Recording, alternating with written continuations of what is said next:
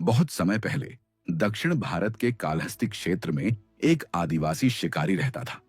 उसका नाम था थिन्नन। वह जंगल में शिकार करता, जानवरों का मांस खाता और वही उसका जीवन था।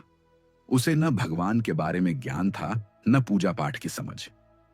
लेकिन उसके दिल में एक बात थी, सच्चाई और समर्पण।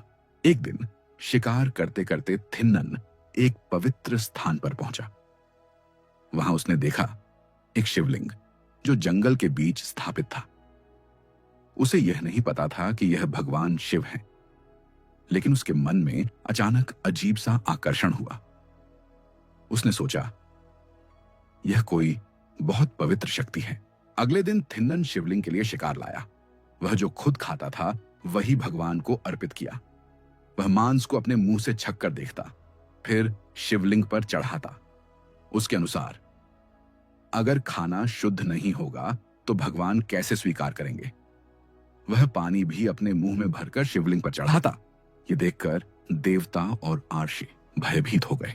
देवताओं ने महादेव से कहा, प्रभु, यह व्यक्ति अपवित्र तरीके से आपकी पूजा कर रहा है, इसे रोका जाए। भगवान शिव मुस्कुराए और बोले, तुम लोग विधि देखते हो, मैं भावना देखता हूं। एक दिन थिन्नन आया और उसने देखा शिवलिंग की एक आंख से रक्त बह रहा है। वह घबरा गया।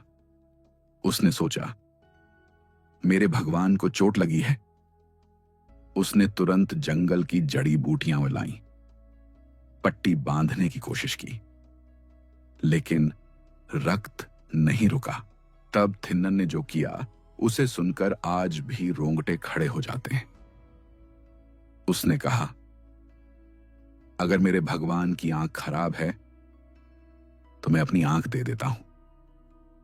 उसने अपनी एक आंख निकालकर शिवलिंग पर रख दी और चमत्कार हुआ।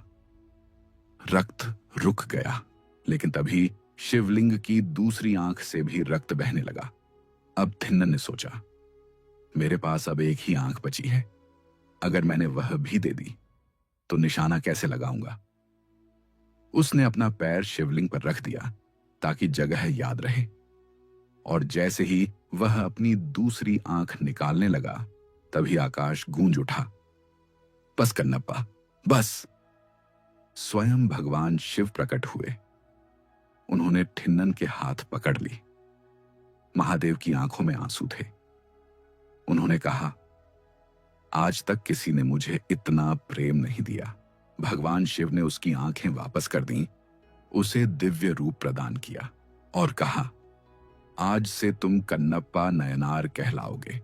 तुम मेरी भक्ति के सबसे महान उदाहरण हो। इस कथा से हमें सीख मिलती है, भगवान को विधि नहीं, भावना चाहिए। सच्ची भक्ति में अहंकार नहीं होता। प्रेम हो तो भगवान स्वयं प्रकट होते हैं।